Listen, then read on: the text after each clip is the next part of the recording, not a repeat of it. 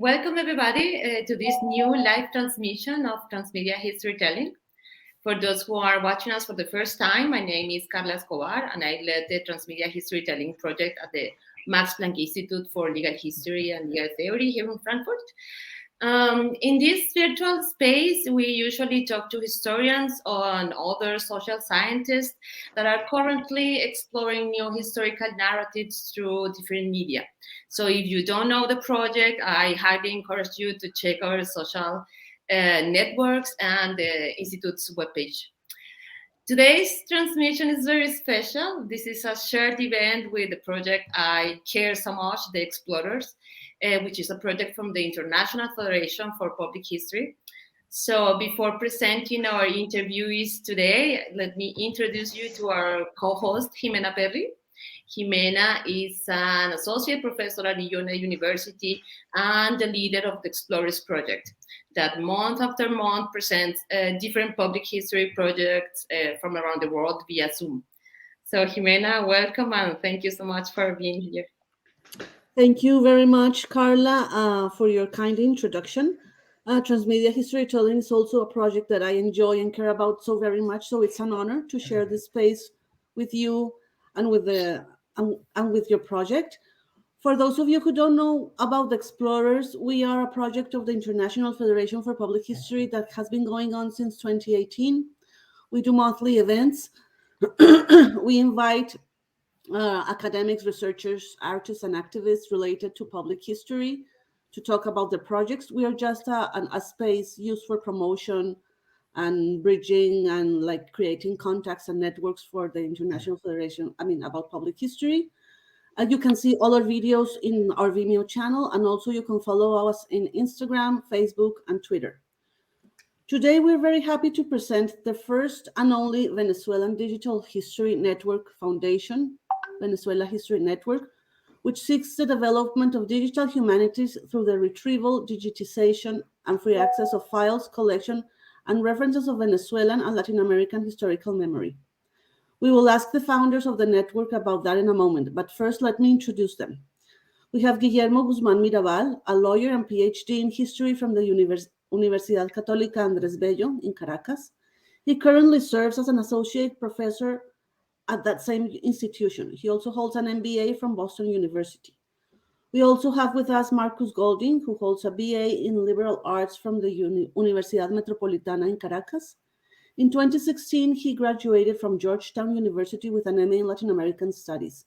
He's currently a PhD candidate in Latin American history at the University of Texas of Austin, my alma mater.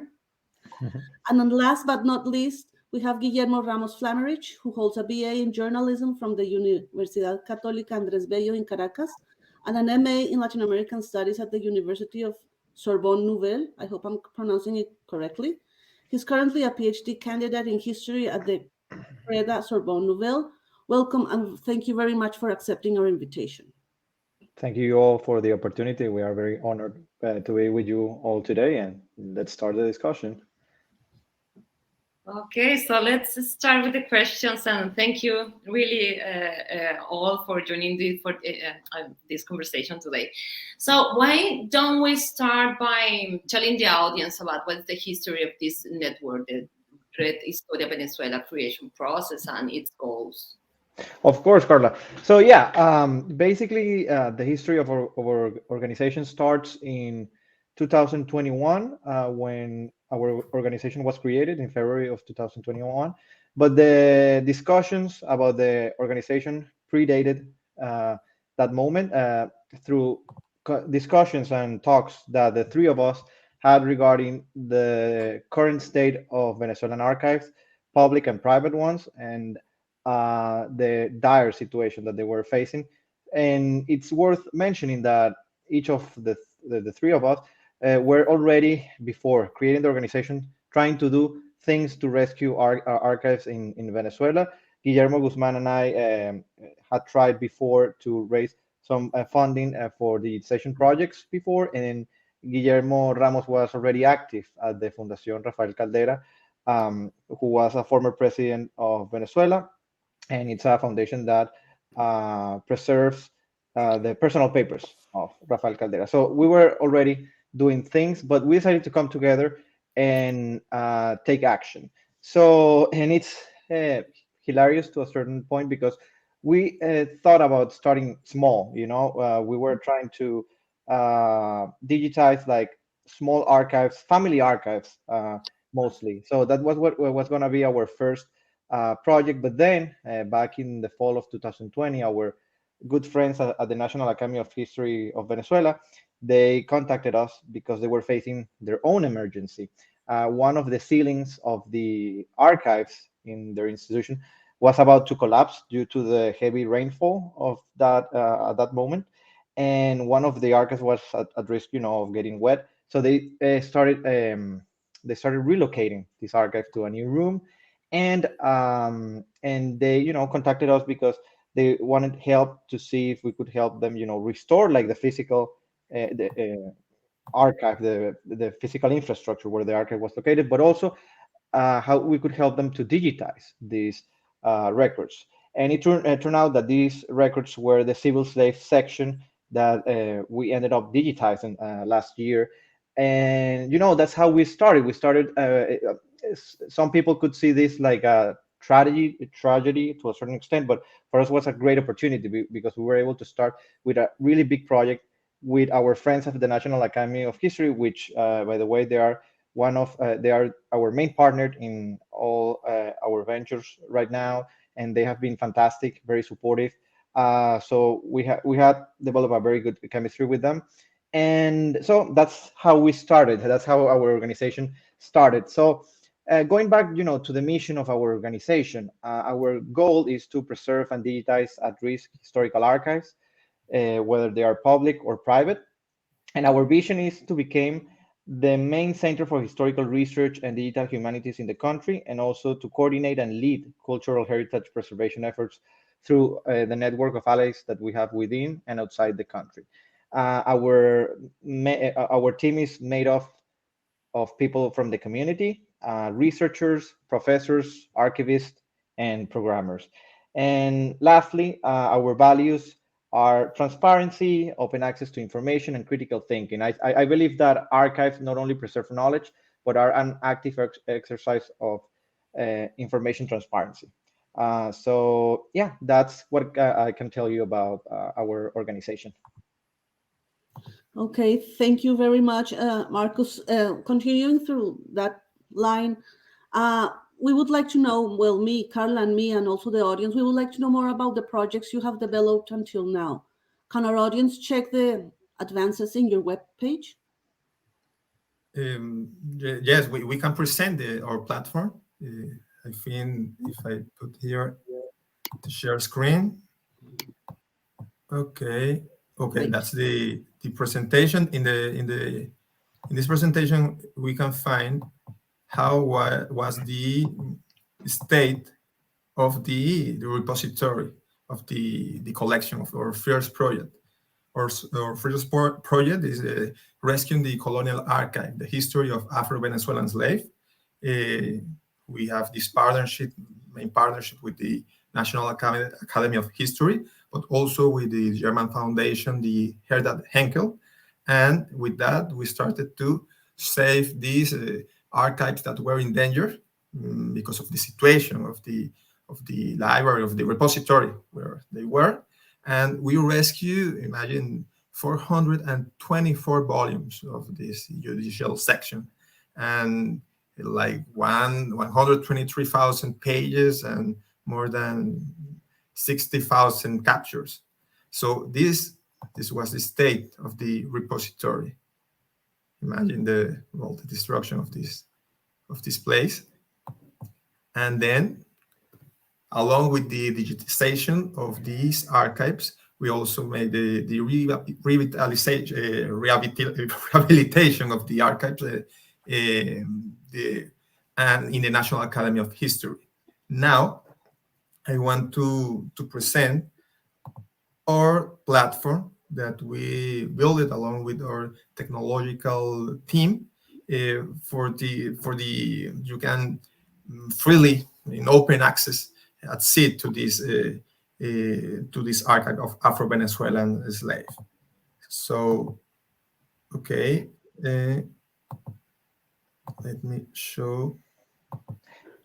Can you see it? Guillermo, Yes. yeah, can you go one slide back, please, just to show them a little bit about the pictures?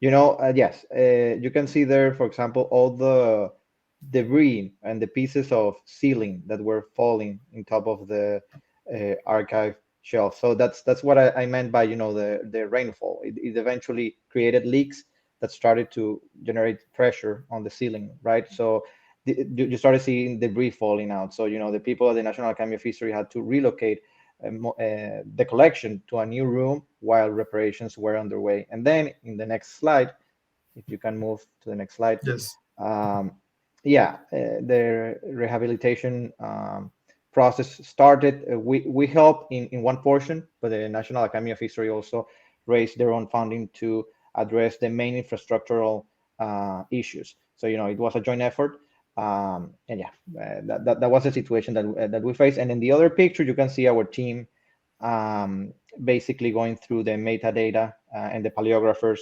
uh, taking notes from all of the colonial volumes that were relocated. So now I'm going to show the platform. I don't know what I have to. You can see it now, the platform of the collection. Yes.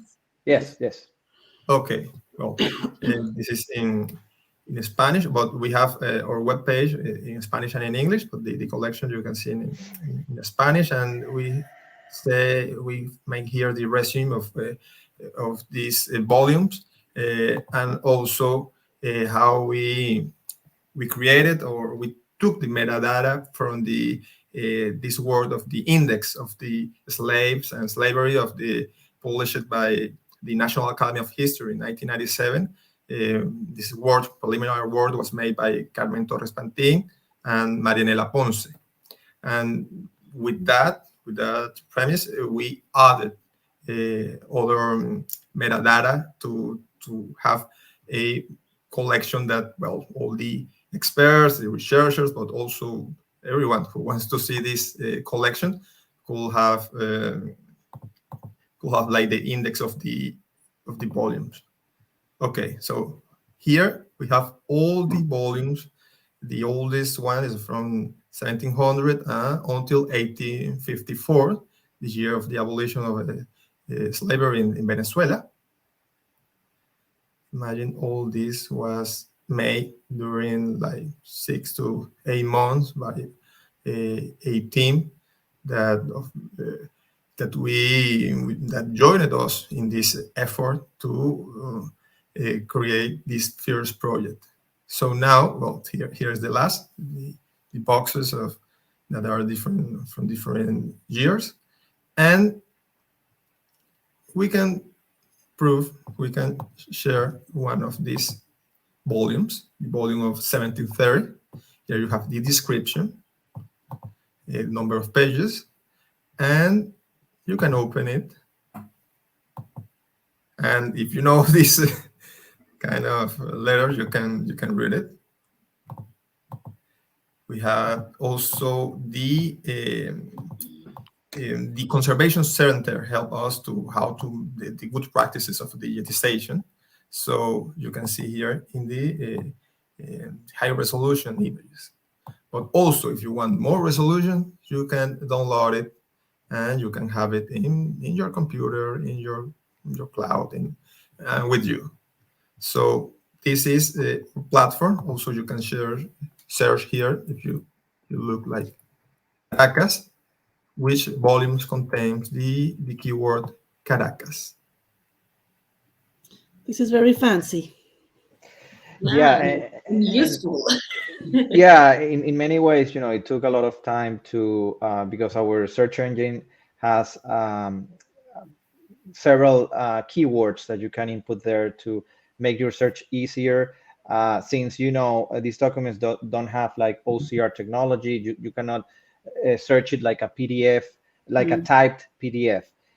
Though eventually one of the goals is to transition to that kind of technology. There are technologies like a software called Transcribus that now recognizes like handwritten material. So the idea is to process these documents through that through that software, so we can have more precise searches. But for the moment, you have the basic metadata and keywords that can help you pin down the kind of documents that you are looking at.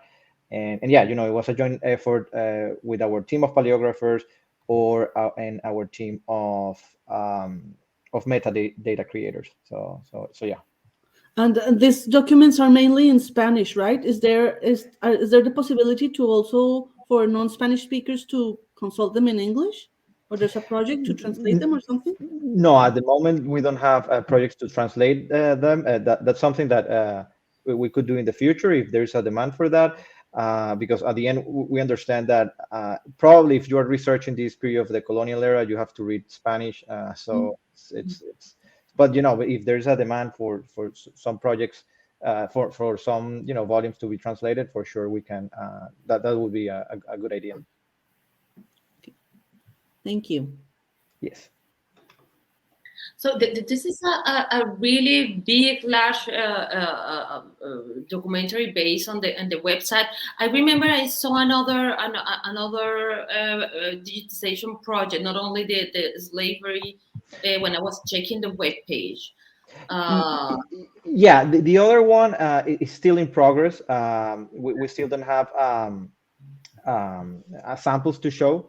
The other project is focused on the personal papers of a former foreign relations minister of Venezuela of the 20th century, called Ignacio Ribarren Borges, and that one we are still working on it. So wait for that. Wait for it in the coming weeks and months.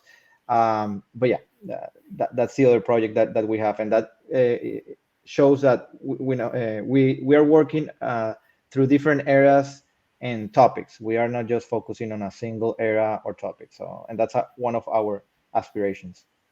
Yeah, because that is related with the next questions, and that is what the historians and non-historians can find in this kind of documentation. Not only in those that you can do you have already shared, but in the other sources that you are planning to digitize. What kind of documentation is just legal documents or legal process? I really would like to know more about the nature of this documentation. I can what can these archives offer to researchers?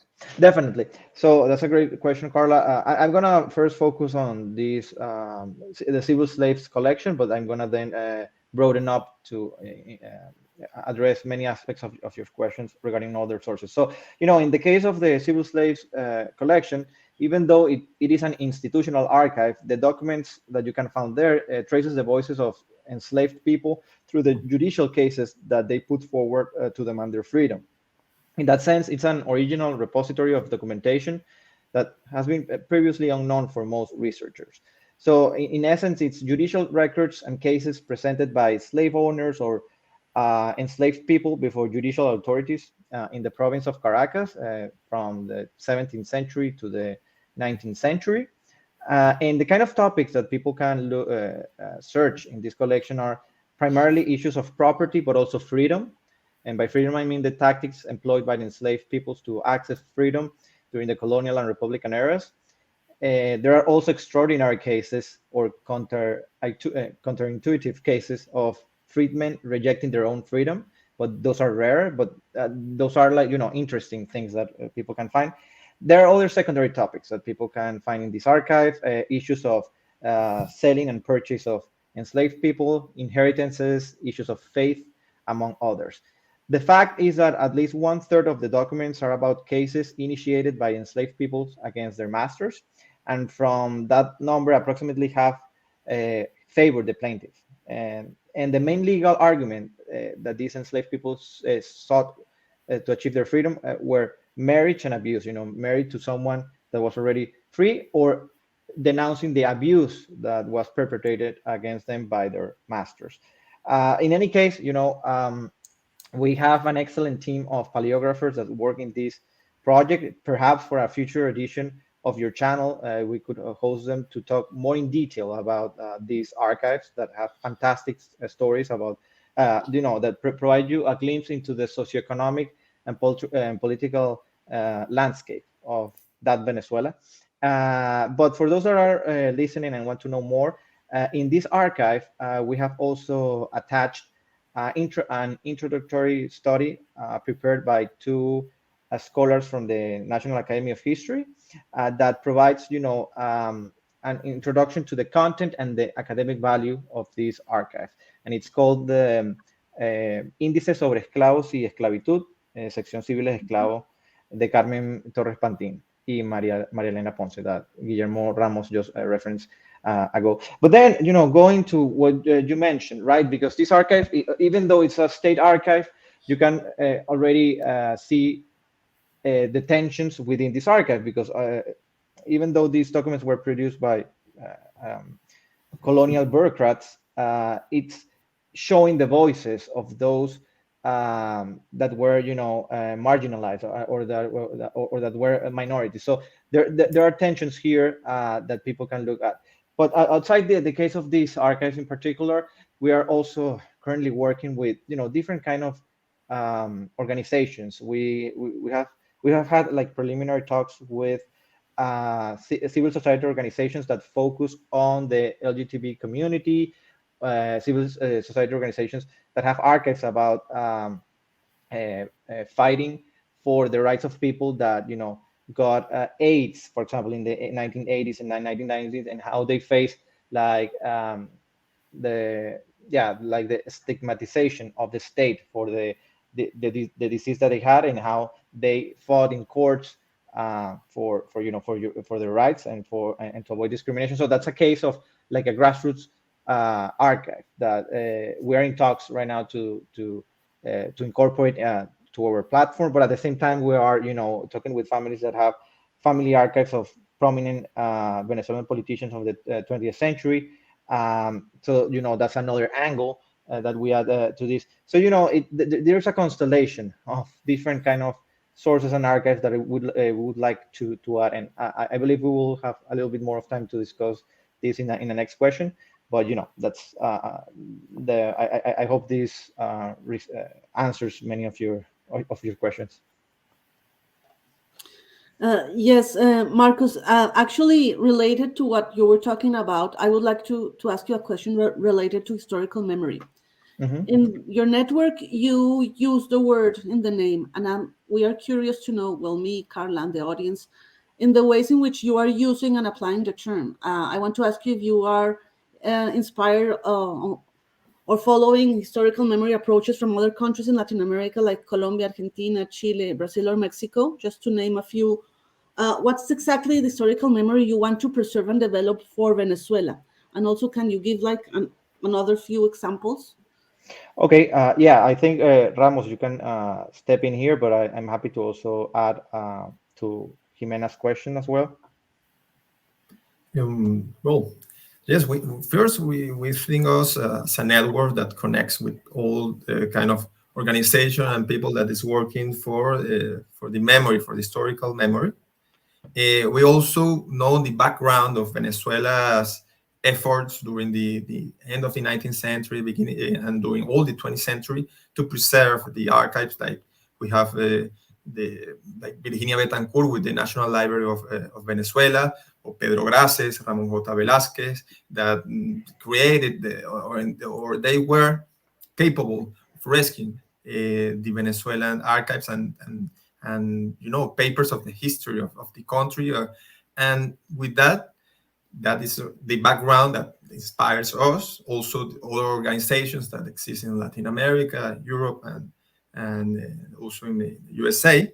But also we want to connect, to make this network with all the initiatives that exist now in Venezuela, because there are many initiatives that from people from different regions, not only from the capital Caracas, but also in the Andes. But you have the people, the professors from the University of Los Andes working to rescue the archives there. Also, you have in the Margarita Island in the Caribbean, Gente de Mar, that is working for also to the heritage of the Waikari tribes. Also, we work with the Afro network in Venezuela, that is a Latin American network, and with the chapter of Venezuela.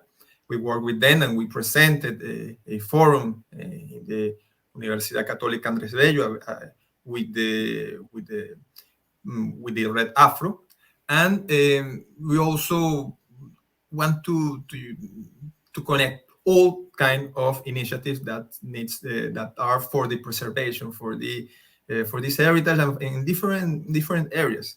We want, as Marcus said, we want social history, we want the history, the culture, also music, artistic expressions, political history. That the three of us, Guillermo Guzman, Marcus, we work about the 20th century, but we also are open to the other centuries as we started our first project. So that's the focus of the Red Historia Venezuela, of our network, is to connect and to be an initiative that can preserve the Venezuela's memory in this digital era. So, Marcus, if you want to add something. Yeah, and just to go to one of the questions that Jimena asked, what is the exact historical memory we want to preserve? And I think at the end, the way we see the situation in Venezuela is that we see Venezuela as an emergency situation. What I mean by that is that everything, every cultural heritage, every historical memory is at risk because no one is, besides the group that we have mentioned and our organization itself, there's no one else doing anything for preserving this historical memory. That's why we have such a broad net, if you want, because at this point we are trying to do as much as we can to preserve any kind of histories that we are able to address. So in general, we want to preserve the historical memory of Venezuela from its foundation to our current day. Thank you, Marcos and Guillermo Ramos. That sounds fascinating, and I can imagine that this big project has have to overcome a lot of challenges. I really would like to know more about those challenges and how you have been able to face all of them. Yes, Guillermo. Yeah.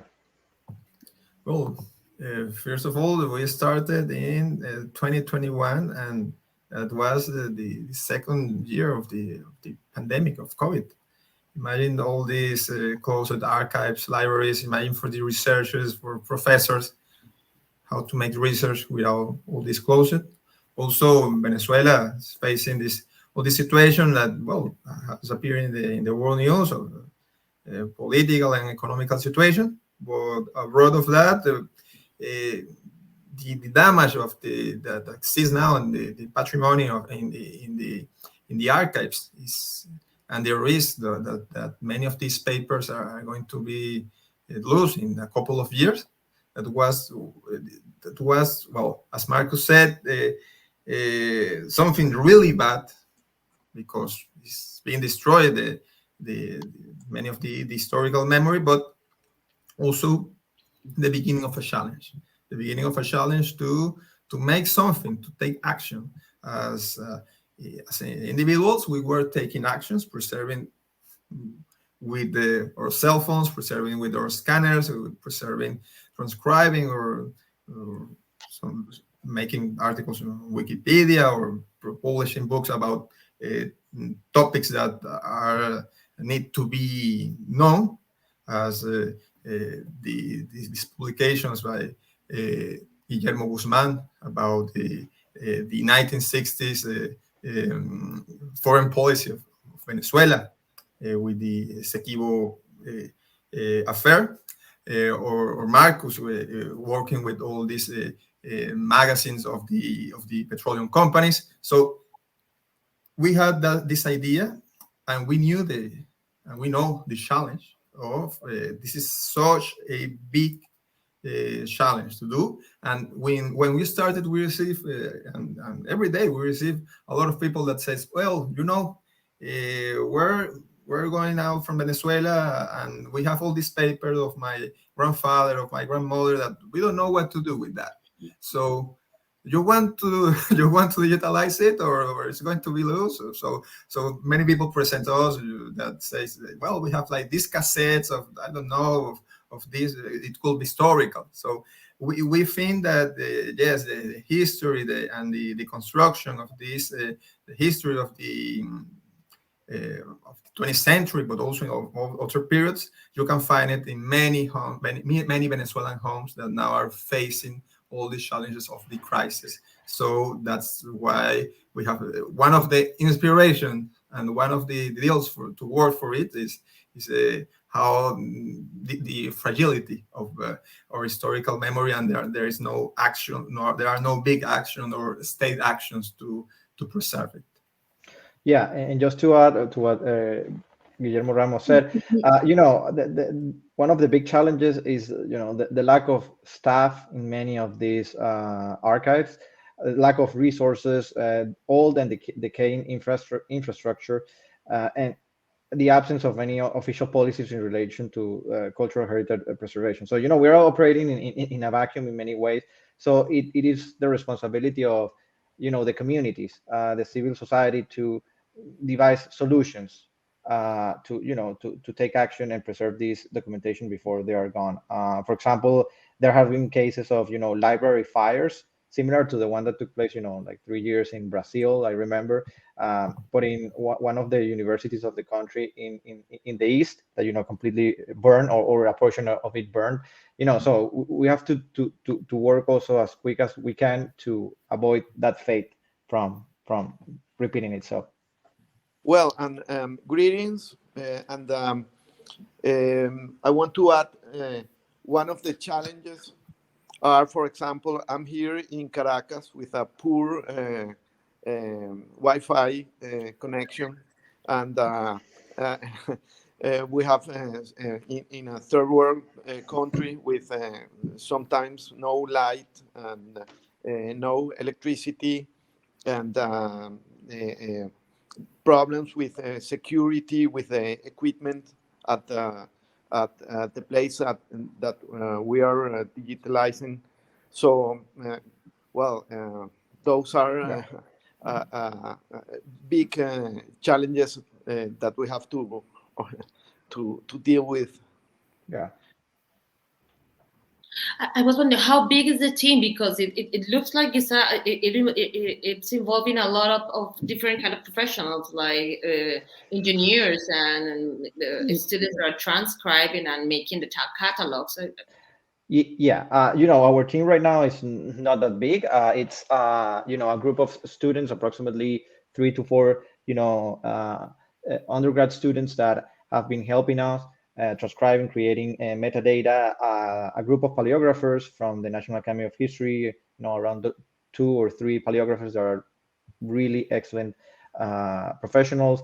Then our team of programmers that are 3 excellent programmers that have been thanks to them we have all these platforms up and running. And besides that, the 3 of us, and also a couple of scholars, professors from the National Academy of History and the Universidad Católica Andrés Bello that are also involved.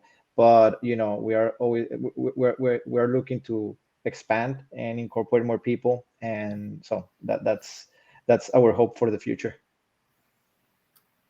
Yes, in our web page that, well, I can show you the. Yeah. Yes, let me show you. Let's, here we have also we have in English about us, founders, and the staff of this first project. Yeah. Jesús Luces, Gloria Márquez, Diego Madrid, Zuli Chacón, Andrés Eloy Burgos, that he won the National Prize of History, Rafael Maria Baral, this year, and Cristo Ramirez. And, well, we have our technological team, as Marcus says, with that are three of them. And now I show you the platform, but here you have the website that you can find uh, what we want to do, the retrieval, digitization, and open access to access to our online collection. Also, we presented about uh, why we are working for the Venezuelan historical memory, what we were talking before, our main goals and what inspires us of the history of Venezuela, of people that have preserved the history of Venezuela. Also, here we can find our partners, first partners, Herda Henkel, the National Academy of History, Creative Commons, the Andrés Bello Catholic University, and now we have to add also the Explorer, the Max Planck Institute, to this site. And here we can find this part for the donations. So Yeah, because I was that's thinking when I was thinking, yes, asked about the challenges, I was thinking, well, the big challenge, where's the money? Yeah. yes, With that's the financing, big big how does Yes. it work? Yeah, not only that's a huge challenge, and right now we are working with partners, with donors to raise that money, whether they are institutions or individual donors. But we also have to diversify our portfolio of resources, and so we're trying to develop, a donation program that can help toward that end, and exploring other alternatives to generate revenue to at least be being able to cover the cost to maintain the website and the collections. So yeah, those are one of the big challenges that we are facing right now, but we're working on that. Okay, thank you. I was going to ask you the same question about the money, but Carla did. I was also thinking because perhaps, Well, perhaps we're so curious. yeah. I mean, it's important, and also Yeah, perhaps Marcus and both Guillermo's. The team is not as big as you wish, but it's big. I mean, there's a lot of people involved. It's not like an individual initiative. So I think yeah, it's great. And the other thing I think is great is how you're involving the community.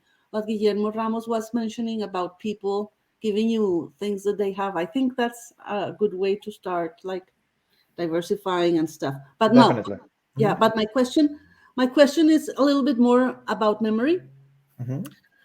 In Latin America, as you are very well aware, there's an ongoing tension between grassroots memories and state memories. You already mentioned that, but I would like you to elaborate a little bit more there. You already know that there's like a clash. There's always a clash there. We Yeah. would like to know how you address that issue in the network. Are you Okay. working or planning to work with official or governmental institutions to come to a middle ground related to the construction of historical memories? Or do you only you only deal with unrepresented voices? In other Latin American countries, as you know, historical memories are now being included as part of state or official agendas, but that's always a matter of polemics and controversies. Where does the network stand? Where does Venezuela, your network, stand? Yeah, so that's a great question, Jimena, and elaborating a little bit further from what I mentioned before. So our position right now is one of emergency response, as I mentioned, and that means that no matter if the archives are from the state or from grassroots communities, at this point we consider all historical records relevant. So at this point, our aspiration is to bring these different archives that have their own silences, they have their own views about historical processes to the same platform, to the same organization. We know that there are tensions, there are in many ways conflicts within this narrative, but bringing this archive to the same platform so that they can coexist, and in order to have a comprehensive reassessment of our own history, because I think that's the only way where we can start, reassessing the narratives, the dominant narratives that have dominated our understanding of our history. So at this point, this is like we have a broad approach of bringing different archives and having them in the same platform and organization. And as you stated, I mean, as I have mentioned before, we're open to work with anyone that has archives of historical significance. We have already worked with a state archive. The National Academy of History is a public archive, it's a state archive, even though it is an autonomous institution. Um, but we have plans underway, as I mentioned, to work with grassroots communities and families who want the legacy of their relatives preserved for posterity. And as Guillermo was mentioning, we receive every month or so, people writing to us. We have these archives. What can we do with that? And we are small at this point. We cannot answer. We cannot provide like relief to many of these inquiries, to many of these people that are seeking to preserve their own legacies or organizations. But at this point, what I'm trying to convey here is that people are looking at us for the preservation of their records, no matter if they are from the government or from grassroots communities or or private organizations. So I hope that answers your question, because I think the particular situation is Venezuela is different from other places in where you have specific groups of the community that are focused on advancing the histories of people of for example minorities that have been ignored by the official media. And then you have the traditional state archives that uh, focus from the top down view of history. And then and as you mentioned right now, government archives and state archives are working to include the vision of these minorities, but in many ways in a sanitized in some cases in a sanitized way, so that the state doesn't look that bad. So there's all these ongoing tensions in other places that in Venezuela simply there's no at this point, I believe there's not the same tensions, simply because there's no infrastructure for these other organizations to have archives. So at the end we have to extend our hands and try to bring as many memories and preserve as many memories as we can. And this is not a job only for us, but also for our partners in the country, the people and organizations that Guillermo Ramos mentioned, and the idea is to collaborate together, to make a network to bring these stories to the people, essentially. And But we oh, sorry, go. that we preserve the raw material, and then you have that on open access, and then the people that made research, the historians or people that are curious, they can make their own interpretations. So that's what we think is that if you have the materials, you can then construct and you can make the interpretations that what you can find on the web. You can find online and for free all these documents that reveals you a part of Venezuela, and that's what we want, to reveal all the faces of Venezuela and the construction of Venezuela in the different times, different centuries. Okay, thank you. But have you noticed or not, perhaps not, like a willingness or not of the government to support this kind of initiatives, like the creation of archives, or not really? Well, it's difficult, from as I mentioned, from the central government, there are no policies in place for this kind of work. I don't think there is a strong political will or interest to preserve these materials. But that's perhaps at the top levels of government. But at the level of for example, the National Academy of History, which is on uh, government institution, they are very committed to preserve their archives, create collections, make them accessible to the public. The thing is that they don't have the staff, they don't have the resources right now, so that's where we step in to help. And there are other, like for example, regional governments in the different regions of Venezuela.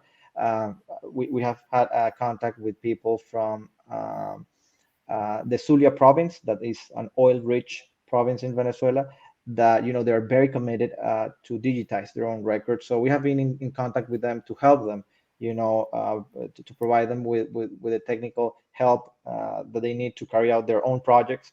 So definitely there are interest at the regional level, even at the local level of governments, to do something. So that's where we try to partner and see if we can help those bring to fruition their goals of digitizing their own documents and save them. So yeah, to answer your question simply, I think at a general level, there's not a political will or interest in that, but at the more localized and regional levels, there are government institutions that are interested in doing something for their archives.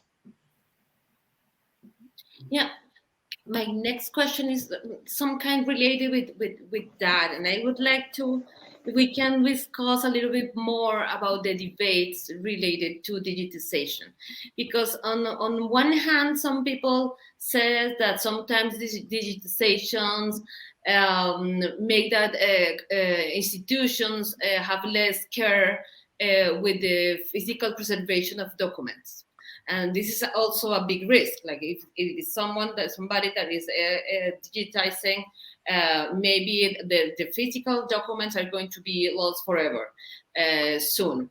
But also on the other hand, from the researcher perspective, like if you are only able to access some kind of documents, of historical documents in digital form, your relationship with the primary source also change, and you are not going to be able to get information, very valuable information regarding the materiality of the source. And I'm thinking the size, the way the source is organized, the material, the fragility of these kind of documents that also gave you information when you are making a historical research. So how the network is dealing with this kind of debates? Yes, no, that's also a great question, Carla. And as you mentioned, there are inherent risks to a full digital approach to historical records. One of those, as you mentioned, is the issue of authenticity. Digitized records can alter, manipulate the information that is contained in the original copy. Also, you lose key aspects of its materiality, the provenance of the document, the logic that is imposed by these archives to the organization of these documents. Those are things that can be completely missed by a person accessing the document online. There's also barriers to technology. If people don't have an internet, a reliable internet access to historical documentation, they might not be able to use it. There are also security vulnerabilities. You can get all these records lost. However, I think that the benefits outweigh the risks, at least in the particular case of Venezuela. First, because it increased accessibility to many of these records that or our collections that are currently not accessible in person, because the archives are closed or there are restrictions placed in accessing the archive.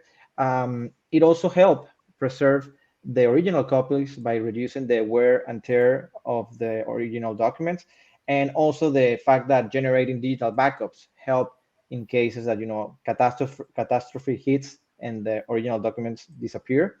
And at the end, I also think that digitization helps to democratize access to information and to the wider dissemination of this information, not only in local communities, but at a national and even regional and global level. So, at this point, our position is one of privileging digital access to historical records while adhering as much as possible to the authenticity of the document. It is a position grounded on the emergency situation that exists in the particular case of Venezuela.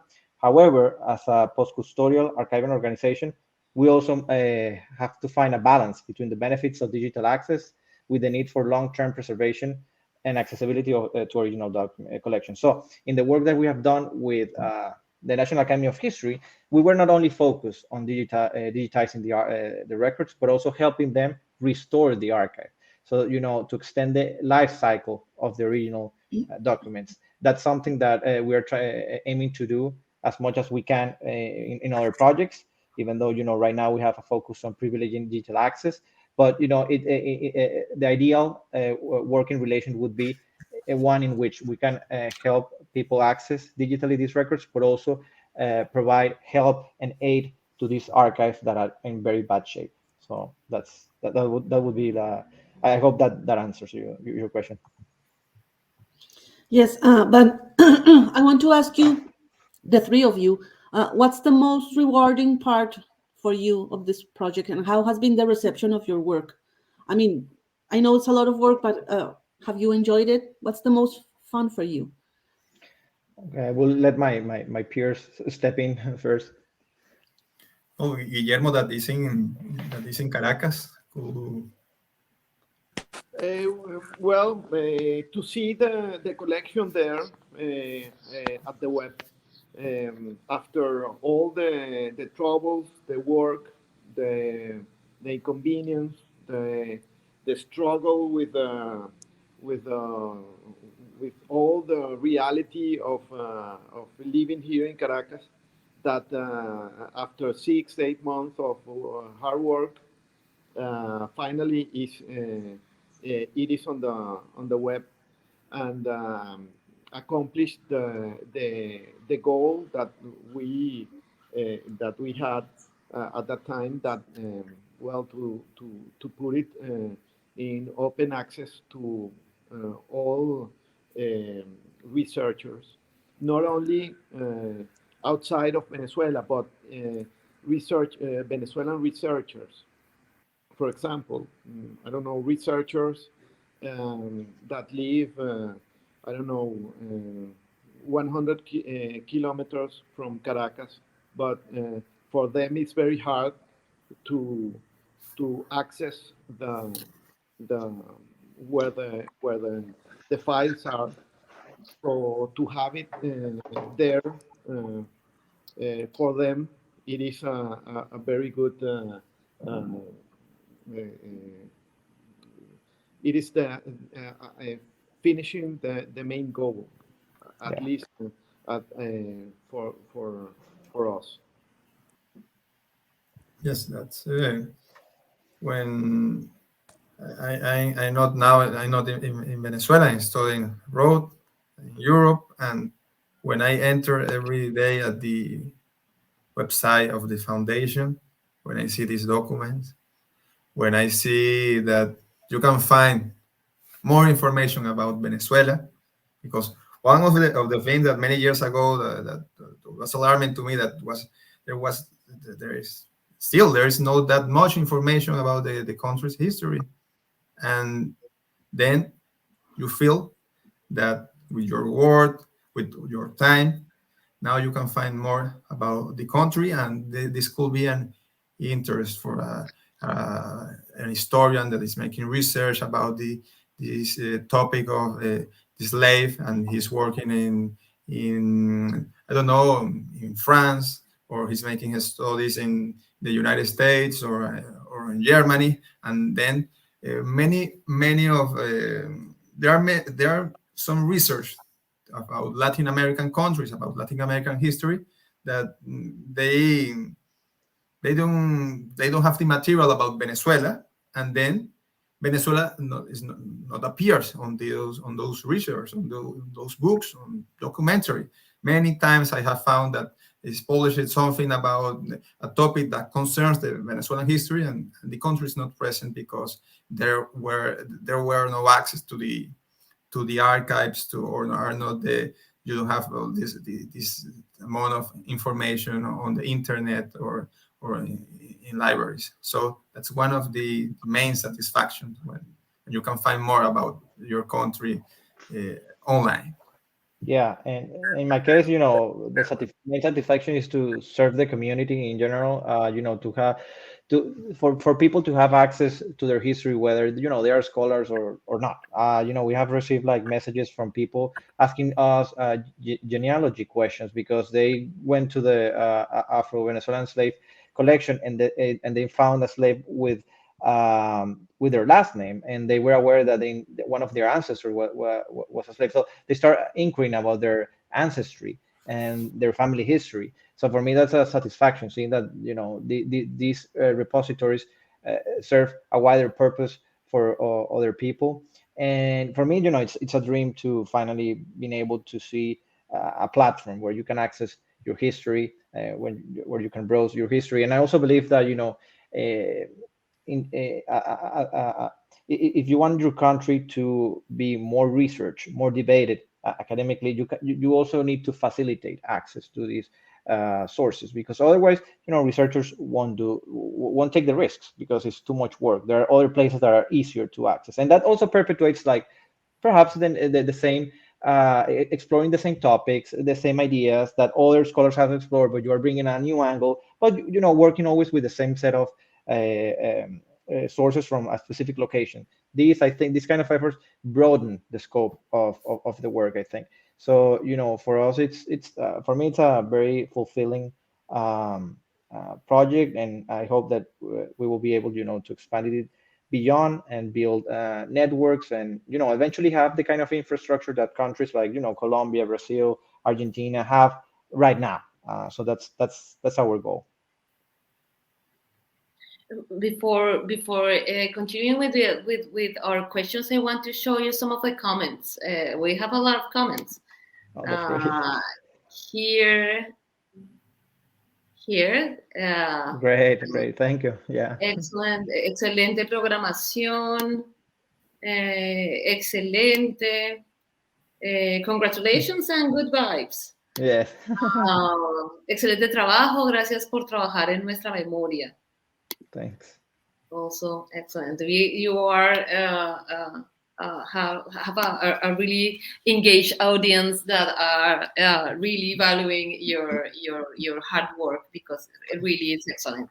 Thank you so much.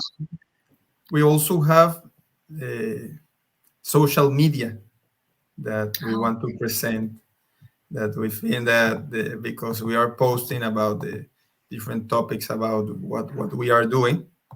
And let me show you. Let me share the screen, and you can find our Instagram that we started like a year ago. And here, we started this is a guided visit by the Caracas downtown with Guillermo Guzman and part of our staff. Also, you can see pictures of the process of digitalization and the comments of the people that work of our staff. Also, the agreements with the universities, interviews in the other media. Also, what the members of that they work with the paleography, that they work for the Academy of History, what they think about this project. Oh, here is Marcus presenting one of the events. Also, we have here like the different seals that you can see Venezuela's history through these documents of Afro-Venezuelan slaves, because here you have the seal of Phil V, then you have Charles III and Ferdinand VII, and then you have the state of Venezuela, the Republic of Colombia, and the Republic of Venezuela. So you can find, yes, your history and the history of the country in all these archives, and different events that we have promoted, like this moment with explorers. Yes, thank you. We have one question from Jesús Azuaje. ¿Cómo se puede aportar al proyecto? He said, soy estudiante de historia de la Universidad de los Andes y estaría interesado en aportar lo que se pueda a este proyecto de digitalización de documentos. Okay, should I answer in English or Spanish for this particular person? It depends on. No. Go in Spanish. Go in Spanish. Yeah, go in Spanish. Sí, Jesús, bueno, básicamente te diría que te contactes con nosotros por nuestras redes sociales o nuestro correo electrónico, que Guillermo, cuando puedes compartirlo también, para hablar de qué manera podemos colaborar. Para todas las personas que quieren contactarnos, ya sea para ayudarnos como sea posible, contáctenos por nuestras redes para entrar en contacto y bueno, hacer redes, básicamente. Sí, aquí se puede colocar el nombre de nuestro correo, no sé, para responder en los comentarios, que sería info@redhistoriabe.org. Okay. Okay. Y la página web, redhistoriabe.org, y todas las redes sociales, Instagram, Facebook, Twitter. I'm doing in Spanish. Es @redhistoriabe. Okay. I think we can put the links Okay. on the YouTube channel, and because this interview is going to is Okay, recorded and it's going perfect. to stay there in the Transmedia History Challenge channels. So yeah, we can. Yeah, Great. so by your social media, we try to answer immediately. And yes, we need help. We need help because there are many projects that are going to come. But there are a lot of comments. I'm really happy. Thank You're, you. you're Yeah, we celebrities are. by now. Yeah, you're rock stars. Thank you. Thank you. So I really would like to know what's next. I'm really curious because it's a really great project. You have like a lot of people working with you. What are your plans? Yeah, in terms of future projects, we have different conversations going on for hopefully for projects that we'll be implementing later this year. But just to give you a brief overlook, right? We are thinking about digitizing cultural magazines of the 20th century. The magazine Elite, for example, is one of those. A magazine that started in 1925 and ended in 1998. So that's an important magazine that we want to digitize. Also, the magazine Resumen, which is also a very important political magazine from the 1970s and 1980s. We also have plans underway to digitize press from the 19th century as well. Also, a project about the exiles of the Gomez regime, which was a government that took place at the beginning of the 20th century from 1908 to 1935. There's ongoing conversations to digitize magazines of the petroleum oil companies. There are conversations ongoing to digitize this grassroots archive of this civil society organization called AXI, or Acción Comunitaria contra el SIDA, which I talk a little bit about that, and also create an LGBTQ archive as well. I mean, those are the ones that I have on the top of my head. There's also an effort to do a presidential collection where we can host the personal papers of different presidents of Venezuela.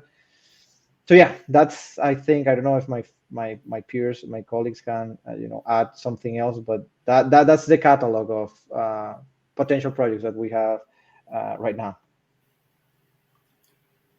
Yes, we are anxious to have our ready or to be working on our second project to fill that platform with many things and to cover all the different centuries. And yes, we are focusing also on these magazines that the political magazines, the political debates on magazines during the the second half of 20th century in Venezuela was very important, and you have precious information of what was happening and the construction of democracy and the construction of institutions. So, as Marcos said, we also have talked about for different presidential records, personal records of former presidents of Venezuela that helped to build the democratic institutions and that were key figures in the 20th century. And what we are open to discuss different things. We think that the diversity of access of angles can help to make a strong and stronger platform and stronger network. Yeah, and actually, just to add, there's also a proposal to do like a sort of continuation of the Afro-Venezuelan slaves, but by creating an ad hoc archive about the history of cocoa in Venezuela, which was the key commodity of the country, and through cocoa you can understand the socioeconomic and political life of the country in the colonial and the Republican eras. So that's another idea, another project that is on the table. So yeah, I don't know if Guzman have anything else to add in that regard. No, I think that's it. There is a lot right now, a lot of ideas.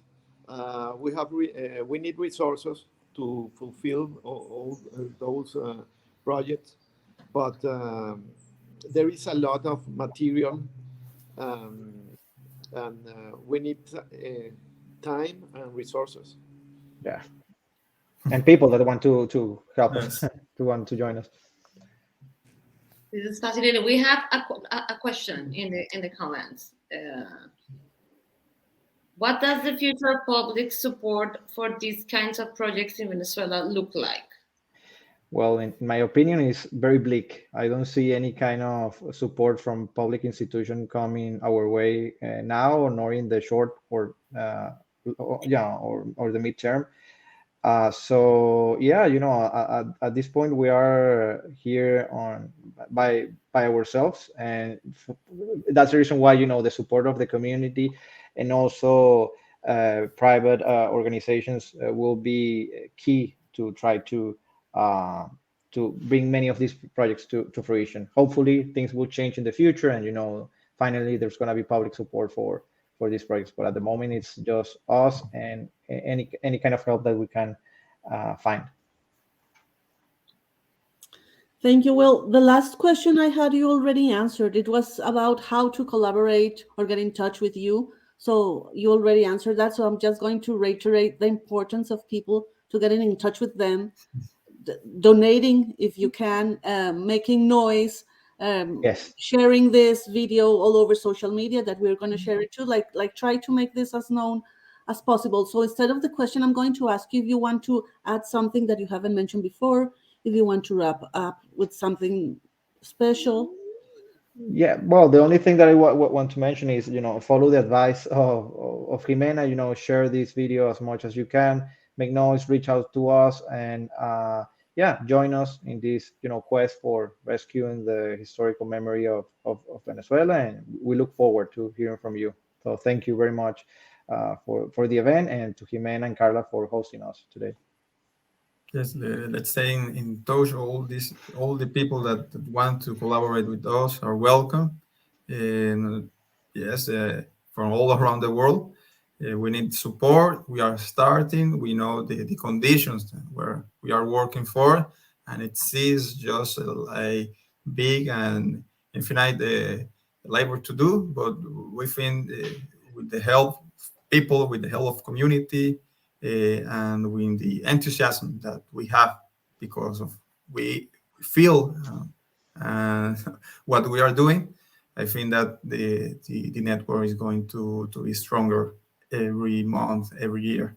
So thank you so much for the invitation. It's a pleasure to share this work with you.